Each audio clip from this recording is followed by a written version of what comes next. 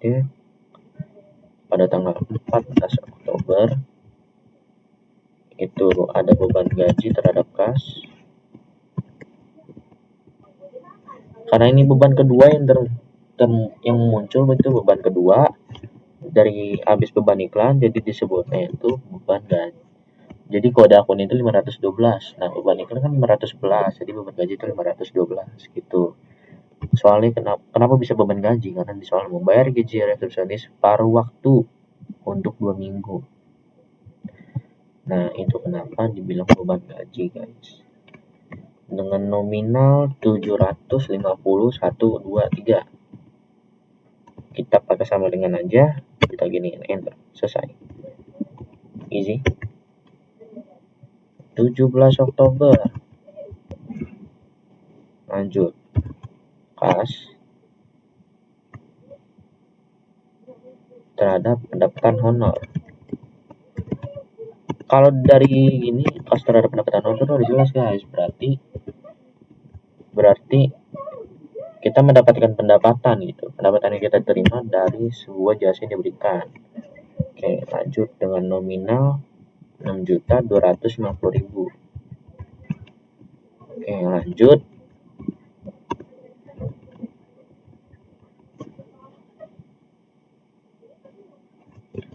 Pada tanggal 18 Oktober itu ada perlengkapan terhadap kas. Kode akunnya ini 111 juga. Oke. Lanjut itu perlengkapan terhadap kas dengan nominal 600.000. Tuh, 2, 3.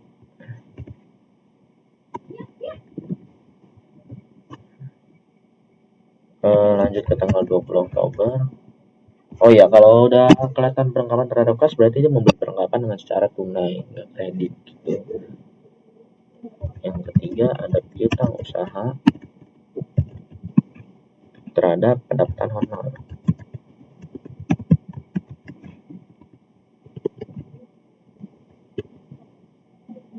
Kalau piutang usaha terhadap pendapatan honor, berarti kita memberikan jasa tapi dia belum bayar gitu. Jadi orang yang kita berikan jasa ini utang kepada kita. Nah, itu disebut piutang.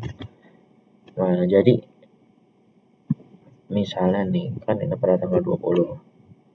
Kita lihat di tanggal 20, mencatat jasa yang diberikan secara kredit selama 13 Oktober. Ini maksud kredit, ini maksud utang. Ini orang kita berikan jasa, itu kredit ke kita. Jadi kita yang punya piutang, orang ini yang punya utang ke kita gitu.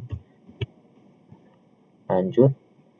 Nominalnya tadi itu 2.100.000.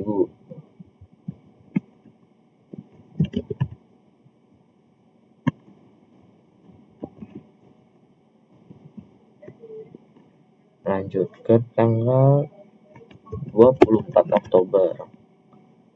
Itu ada kas terhadap pendapatan honor. Seperti yang tadi gue jelaskan, kas terhadap pendapatan honor itu berarti kita dapat uang dari jasa yang kita berikan dengan nominal 3.850.000.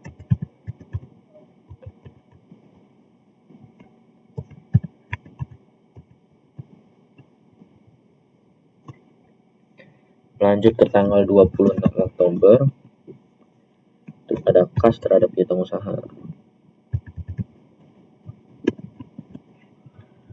Kalau kas terhadap piutang usaha, berarti ada seseorang yang ngutang kepada kita, dia melunasi utangnya, berarti kan orang ini punya piutangnya berkurang dong, karena dia udah bayar ke kita. Jadi kas terhadap piutang usaha ini termasuknya pelunasan piutang, guys. Lanjut dengan nominal 4.450.000.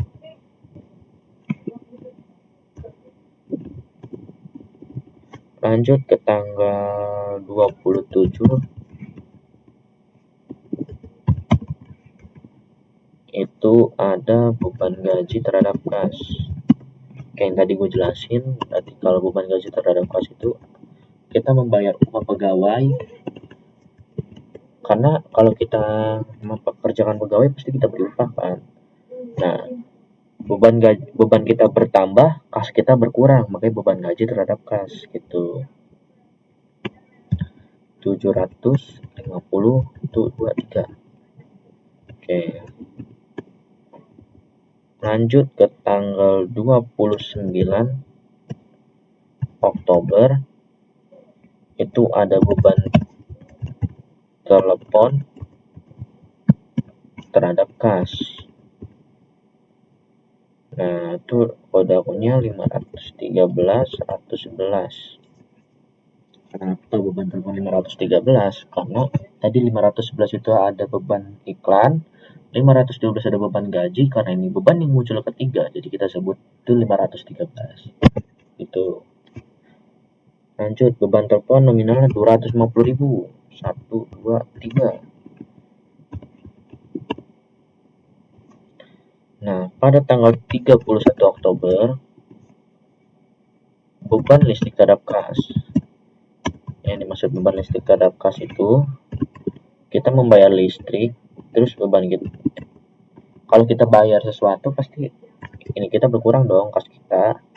Nggak mungkin dong kita bayar pakai daun, ya kan? Nah, 300.000.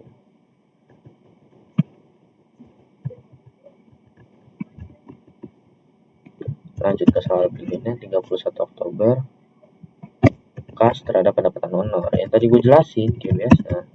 Kita menerima pendapatan atas jasa yang kita berikan. Otomatis kas kita bertambah, pendapatan kita dari orang tersebut berkurang. Karena kita udah nggak bakal dapat pendapatan lagi. Karena kan, ya sesuai saldo murni aja. Kalau saldo murni itu, pendapatan bertambah itu dikredit. DKKD, debit kredit kredit, debit kredit debit, aset di debit, liabilitas di kredit, modal di kredit, price di debit, pendapatan di kredit, beban di debit gitu. Paham? 31 Oktober. Piutang usaha terhadap pendapatan honor.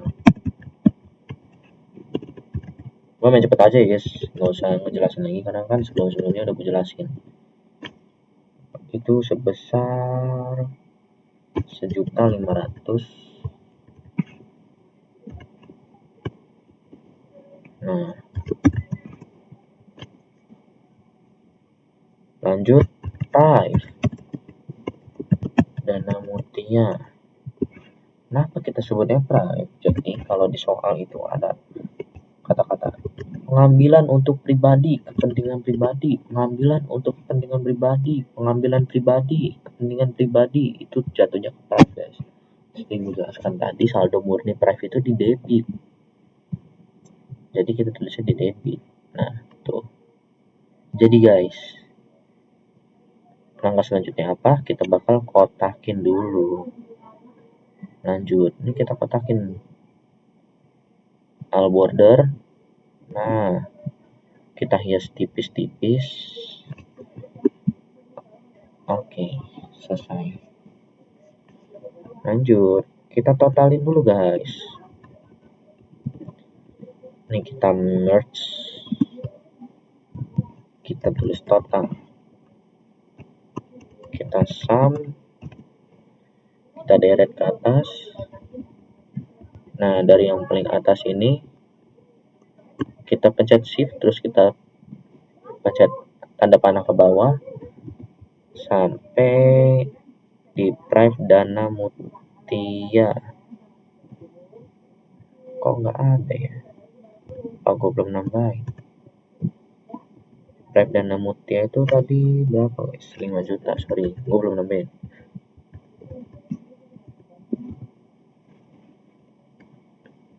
Nah, kita nggak usah ribet-ribet lagi guys, kita tinggal geser aja ke sini. Tuh, jadi kan guys. Tuh, langsung guys. Itu life hack namanya. Oke. Kita lanjut. Habis jurnal umum kita bakal ketemu buku besar. Nah, di buku besar ini jadi setiap transaksi yang kita ini kan bakal tercatat di sini guys. Oke. Jadi karena sebelumnya gue udah nulis panjang lebar, terus gue hapus.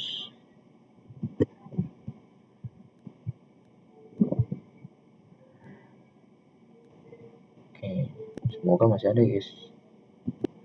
Sebenarnya gue udah ngisi guys, cuman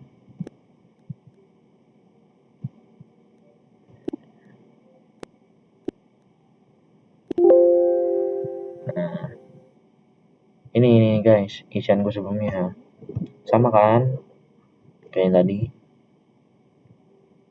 Oke, kita lanjut ke buku besar. Buku besar ini isi guys, jadi kita kelompokin itu setiap ini kas sama kas, piutang usaha sama piutang usaha, perangkapan sama penangkapan, sewa dibayar muka terhadap sewa dikelompokin sama sewa dibayar muka doang, asuransi dibayar muka terhadap sewa asuransi dibayar muka doang, peralatan kantor terhadap peralatan kantor doang, utang usaha sama utang usaha doang, pendapatan yang diterima sama itu, dan selanjutnya. Jadi kalau kas ini, pokoknya kalau di jurnal ini ada yang namanya kas nih, kayak di transaksi pertama nih, ada kata kas, kita masukin aja. Di sini kas 1 Oktober, invest modal. Kenapa disebut invest modal? Karena kan pada tanggal 1 tadi kan memang dibilangnya invest modal, guys.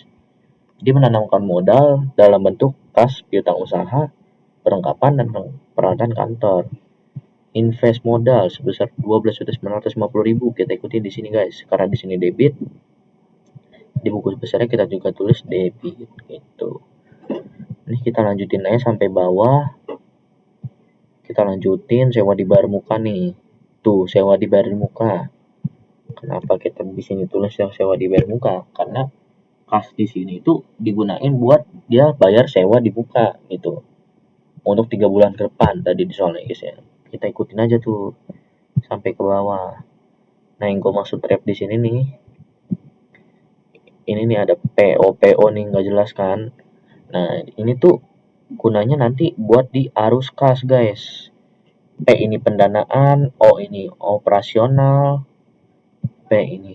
Kenapa ada P plus, P minus, O plus, O minus? P plus ini berarti pendanaan di pemasukan. O plus itu operasional di pemasukan. O minus itu di pengeluaran. P minus itu di pendanaan pengeluaran. Jadi nih, hasil dari sini kita taruh di sini. Saldo ini nih, kita masukin ke debit. Karena di sini lebih besar debit, kita masukin 12.900 di debit, kita taruh di debit dulu karena nggak ada pengurangan di sini. Nah, lanjut pada tanggal 1 Oktober lagi. Ada pas keluar 3.600.000, berarti kita dari hasil yang ini nih, saldo yang di debit ini kita kurangin sama yang di sini karena di sini ada kredit itu pengeluaran guys. Lanjut sampai ke bawah gitu, tuh dikurang lagi karena kalau tadi kita mau kredit itu dikurang, kalau ketemu debit ditambah. Nah, hasil dari saldo debit ini kita tambah sini gitu. Ini tuh namanya buku besar stafel rangkap gitu. Nah, sampai di sini nih, stop nih. Udah hasil akhir. Ini itu pengurangan dari sini nih guys, 26.300.000 dikurang 5 juta. Hasilnya 21.300.000. Ini sebagai saldo akhir dari buku besar kas. Nah, kalau yang gue buat di sini nih, ini buku besar T. Kenapa buku besar T? Karena buku besar stafel rangkap itu di buku besar cuma dipakai buat arus kas, supaya mempermudah arus kas. Jadi buku besar stafel rangkapnya cuma buat akun kas. Akun-akun lain gue pakai buku besar T doang, karena lebih gampang. Sama kayak yang tadi, kita lihat nih di transaksi ini ada yang namanya piutang usaha gak? Wah, ada nih tanggal 1 2.800.000 di debit. Nah, kita tulis di sini debit. Debit sama kredit kita bisain guys. Kalau di kredit sebelah kiri, bedanya buku besar T sama buku besar stafel rangkap itu, buku besar stafel rangkap itu pertama lebih susah, lebih rinci. Kalau buku besar T itu lebih gampang, tapi sama-sama dirinci. nggak ada bedanya sih guys.